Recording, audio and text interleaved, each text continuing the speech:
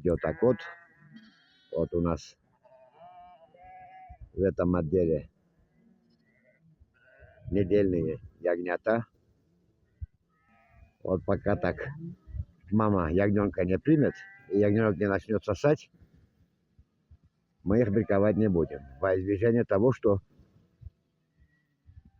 они не превратятся в поемышей. Карачаевская порода характерна тем, что новорожденного ягненка, когда у мамы забираешь, она быстро отказывается от ягненка. Потому что запах меняется. То есть появляется человеческий запах у ягненка, когда держишь на руках. Поэтому мы и держим их отдельно по сакманам. Вот человек постоянно с ними дежурит. Дежурства у них по 12 часов, посменно меняются. Будет ягнятам 10 дней, забиркуем,